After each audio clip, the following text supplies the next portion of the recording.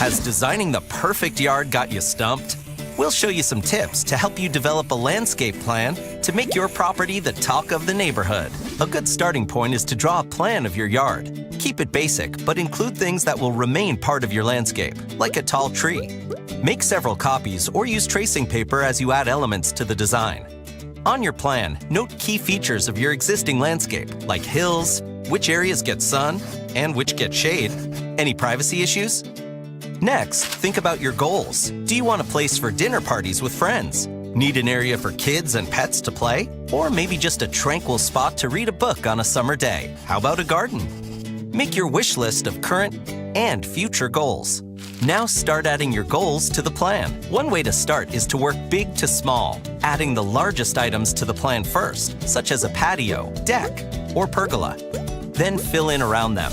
Of course, keep in mind your budget and short-term goals.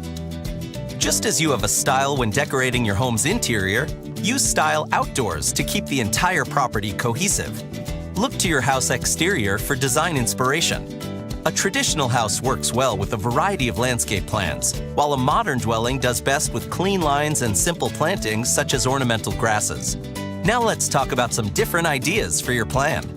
Plants are definitely one of the most important parts of your landscape and one of the easiest ways to define a new look. Beds with clean lines define areas and points of interest, while curves tend to look more natural. Again, think of using plants as you would decorate your house. Pick just a few colors that work together, or at least avoid lots of variation in small areas. But feel free to mix up texture and size. Layer the heights in your beds, tallest in the back, smallest up front.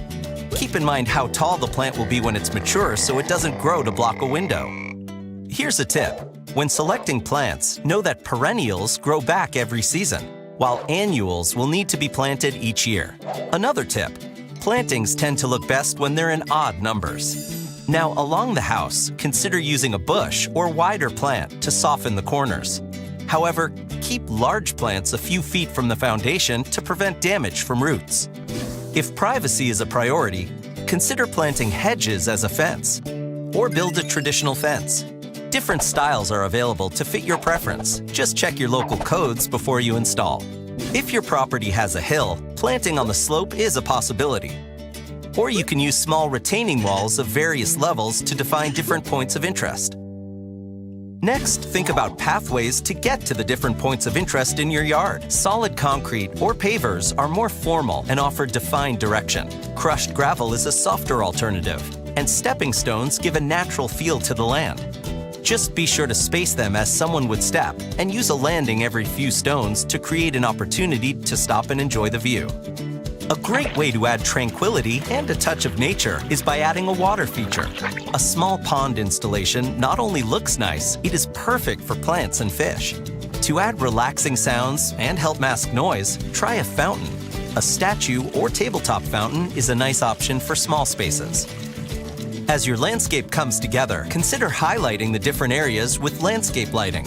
Uplights or spotlights for trees, floodlights for beds, and path lights illuminate a landscape for nighttime enjoyment. Of course, these design principles can be used in your backyard, but also your front yard and your side yard. However, keep maintenance in mind and how much time you'll want to spend taking care of your yard. Now that you have your plan ready, head into your local Lowe's to find out which plants and flowers grow best in your area. And remember, the best landscaping tip of all is to do what makes you happy.